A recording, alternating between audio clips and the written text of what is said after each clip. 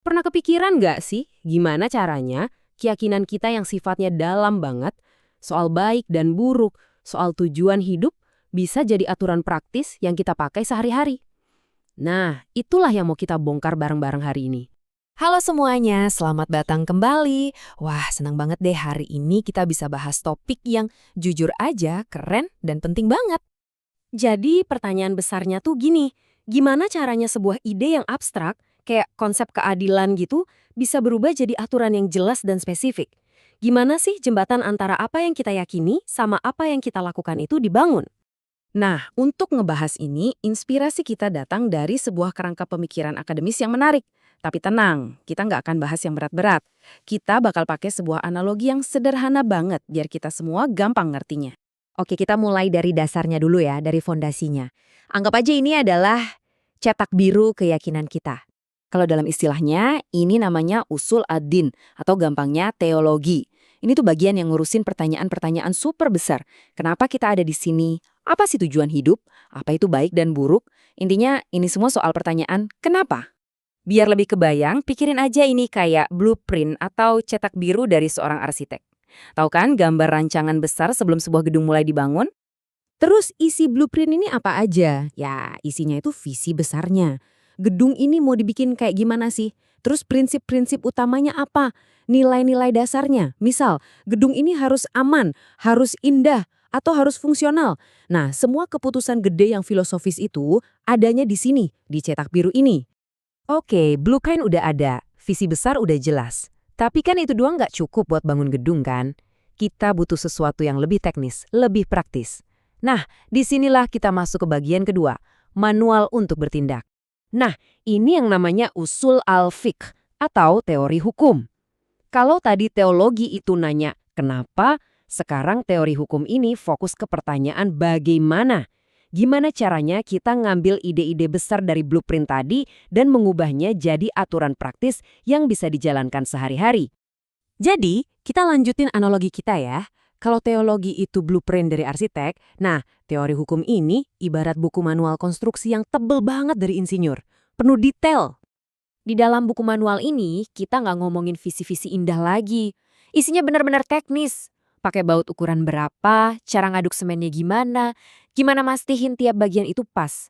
Pokoknya tugasnya itu menerjemahkan visi besar si arsitek jadi bangunan yang beneran berdiri, kokoh di dunia nyata. Oke, jadi sekarang kita punya dua hal penting nih, blueprint yang visioner dan manual yang super teknis. Nah, bagian paling krusial dan menariknya adalah gimana cara nyambungin keduanya. Ini kan tantangannya ya kan? Gimana caranya kita mastiin para pekerja di lapangan yang mungkin cuma pegang buku manual teknis nggak kehilangan roh dari visi besar si arsitek? Gimana caranya biar gedungnya nanti nggak cuma kuat, tapi juga benar-benar sesuai sama impian awalnya? Coba kita urutkan prosesnya ya. Langkah pertama, si cetak biru alias teologi bilang, nilai utama kita adalah keadilan. Titik. Langkah kedua, si manual alias teori hukum ngasih kita semua perkakasnya. Cara berpikirnya, metodenya, alat-alatnya. Terus, di langkah ketiga, muncul pertanyaan kritis yang nyambungin keduanya. Oke, dengan semua perkakas ini, gimana persisnya kita bikin aturan tentang katakanlah kontrak bisnis yang beneran adil? Nah, di momen saat pertanyaan kritis ini muncul, disitulah letak titik temunya. Dan di titik temu inilah letak pembahasan utama dari pemikiran yang kita ulas. Para ahli itu banyak banget berdiskusi di persimpangan ini, membahas apa yang disebut isu-isu bersama, yaitu titik di mana cetak biru yang filosofis harus nyambung dan memberi arahan langsung ke manual yang teknis. Jadi, biar lebih simpel lagi, si cetak biru itu bertanya, apa sih esensi dari keadilan? Tujuan akhir kita apa? Sementara itu, si manual bertanya, oke, dengan metode yang kita punya, gimana cara teknisnya kita bikin pasal-pasal hukum yang bisa menegakkan keadilan itu? Keduanya ini butuh satu sama lain, nggak bisa jalan sendiri-sendiri. Terus buat apa kita repot-repot mikirin ini semua? Kenapa sih hubungan antara cetak biru dan manual ini penting banget? Nah, ini dia poinnya. Penting banget karena jembatan inilah yang memastikan aturan itu nggak dibuat asal-asalan atau dalam ruang hampa. Aturan jadi punya akar, punya landasan nilai dan etika. Ini yang bikin semuanya jadi nyambung, jadi koheren. Hal-hal kecil yang kita lakukan tiap hari jadi punya hubungan sama keyakinan kita yang paling dalam.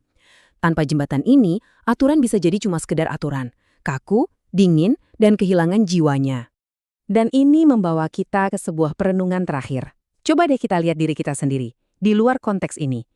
Kita semua kan punya cetak biru pribadi, nilai-nilai yang kita pegang erat, dan kita juga punya manual harian, kebiasaan dan keputusan-keputusan kecil kita. Jadi, pertanyaannya buat kita masing-masing, seberapa nyambung sih kedua hal itu dalam hidup kita? Terima kasih banyak udah menyimak sampai akhir. Kalau kalian ngerasa pembahasan ini bermanfaat, jangan lupa ya buat subscribe biar nggak ketinggalan konten berikutnya. Klik juga tombol like-nya, dan yang paling penting saya pengen banget denger pendapat kalian di kolom komentar. Sampai ketemu lagi di pembahasan berikutnya.